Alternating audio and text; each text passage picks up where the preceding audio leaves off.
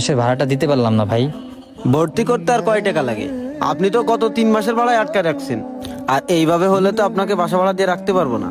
যত তাড়াতাড়ি সম্ভব বাসার ভাড়াটা দিয়ে দিবেন, না হলে বাসা থেকে নামাই দিতে বাধ্য হব। ঠিক আছে ভাই।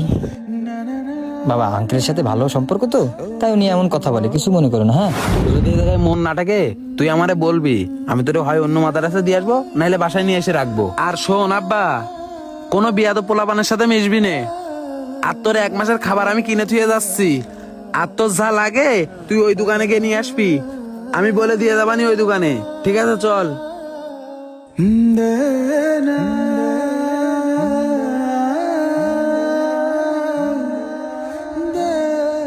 দেখছো বাবা কত বড় মাদ্রাসা, এখানেই তুমি আজকে থেকে থাকবা। হুজুর আসসালামু আলাইকুম। ওয়ালাইকুম আসসালাম। কেমন আছেন হুজুর? এই তো আলহামদুলিল্লাহ। আব্দুর রহমান ভাই কেমন আছেন? আলহামদুলিল্লাহ, আল্লাহ অনেক ভালো রাখছে। শুনেছি নির্বাচন করতেছেন। হ্যাঁ নির্বাচন করতেছি, এখন যদি আল্লাহ সহায় হন তাহলে জয়ী হইব। কি মনে করে আসছেন? আমার ছেলেটাকে ভর্তি করবো, আর বলছিলাম তো আপনাকে সবকিছু। বাবা তোমার নাম কি? মাশাআল্লাহ, সুন্দর নাম। বাবা তুমি নামাজের শুরুতে বসো।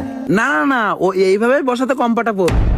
হুজুর আসলে ও আমার অনেক আদরের ছেলে, অনেক আদরেই বড় হয়েছে।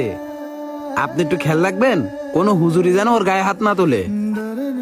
ও যদি অন্যায় না করে, যদি মাদ্রাসার নিয়ম কানুন মেনে চলে, অবশ্যই তার গায়ে কেউ হাত দিবে না, বরং সবাই আদর করবে।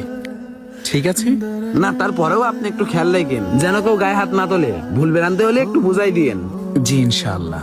আর আমি বুঝি আপনাদের যে বেতন দেয়, এই বেতনও তো আপনাদের চলে না। আপনার বিষয়টা আমি দেখবানি, সমস্যা নেই। আর ওর গায়ে হাত দিলে কিন্তু পরিণাম ভালো হবে না। আর এখন ভর্তি ফি কত? জি 2200 টাকা।